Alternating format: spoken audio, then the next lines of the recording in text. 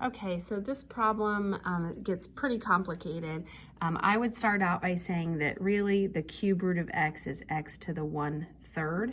If it was the square root of x, that'd be x to the 1/2. So those are just things you need to be able to convert. Then when you do the derivative of this, I have to do, this is a product of three different things. So I have to do the derivative of one of them but keep the other two the same, and then plus do the derivative of another one but keep the other two the same, plus do the derivative of the last one but keep the first two the same. So that's what I'm going to do. I'm going to do the derivative of this first one first. So the derivative of x to the 1/3, if I subtract 1 here, that gives me x to the negative 2/3. And then bring down your exponent, so 1/3 x to the negative 2/3. And then this other stuff stays the same, so e to the x squared minus 1 times 2x minus 1 to the 1/2 plus, now I'm going to leave that first one alone, so this is going to stay x to the 1/3, or you could write it as the cube root of x. And now I'm going to do the derivative of this one. So the derivative of this one would be, the derivative of e to the x is e to the x, so it's still e to the x squared minus 1. But that needs to be taken times the derivative of that piece right there, so 2x. Okay, and then times, leave that other one the same. Plus, now I'm going to leave the first two the same, so x to the 1/3.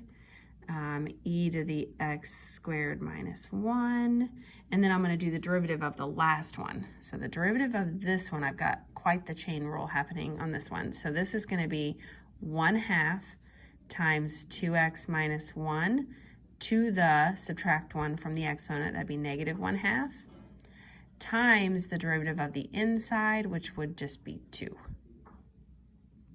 So I did the derivative of the first one, then the middle one, then the last one. That's how I did that. Now I'm going to try to simplify as much as possible.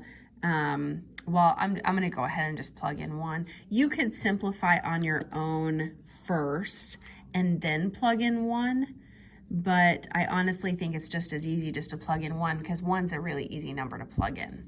So I'm going to say this is 1/3 times 1 to the negative 2/3 times e to the 1 squared minus 1 times 2 times 1 minus 1 to the 1/2 plus, so I just keep plugging all of these in, which looks really terrible,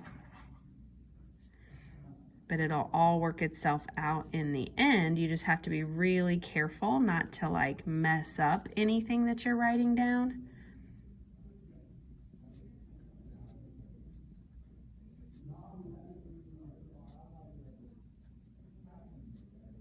That's a negative 1/2 times 2.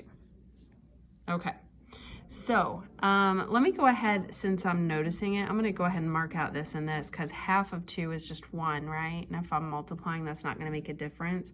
So I'm just going to go through and simplify what I can. So this is really just 1/3 because 1 to the negative 2/3 is just 1 times 1/3 is 1/3. So all of this mess is just 1/3.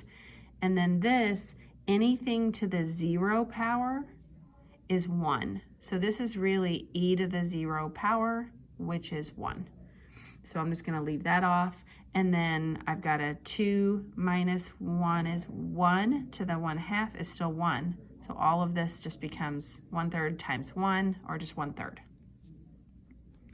Okay, plus all of this. I've got a 1 right here. Anything to the 0 power, again, this is 1, but this is times 2, so I really have a 2 right there. And then again, I've got 2 minus 1, which is 1, to the 1/2 is still 1. So I really just have a 2 in this middle section. Okay, and then my last section, I've got a 1 right there.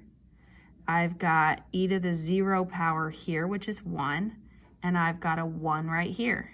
So this is all just 1. 1 times 1 times 1.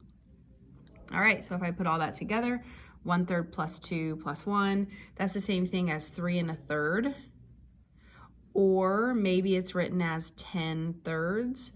Just watch if it's multiple choice. A lot of times they'll write it like this. So either of these is fine with me if it's a free response, but watch your multiple choice. All right, we've got another limit one. Now this is a limit as x approaches infinity. So what I would do in those cases is you're checking to see what happens as x keeps getting bigger and bigger and bigger, right? So I would see like, well, what happens if x is 10? And what happens if x is 100? And what happens if x is 1,000? So I would plug those values in. So that's what I did here. Remember, this was to the 6th power. I messed that up on the test, or on the review. So fix that, make it a 6. So if I plug f of 10 in there, if I plug 10 in for x right here and 10 in right there, I end up with about negative 1.7373. And it definitely keeps going, but that's how I rounded it. I did 4 decimal places. I would at least do 4 decimal places. That way you can see how it's changing as we go through, because these are all going to be pretty close. So this one ends up 1.7321. And this one is about negative 1.7321 also. So this piece right here keeps getting closer and closer to, really, I could just round it to 0.73, right? Because these are all getting closer and closer to that value. Looks to me like it's getting closer and closer to 1.7320. It just keeps getting smaller and smaller. All right, so this is going to be, let me write it a little more formally here.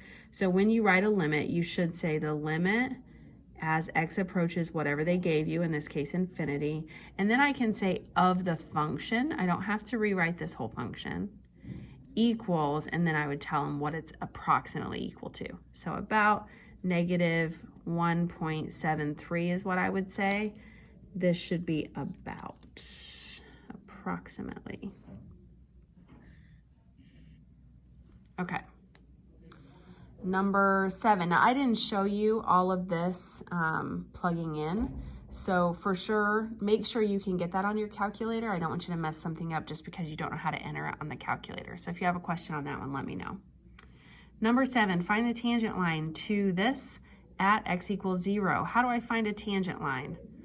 I do that by finding at least a slope and a point. That's probably the minimal way to do it. So what do I need? I need slope and I need a point like x comma y. So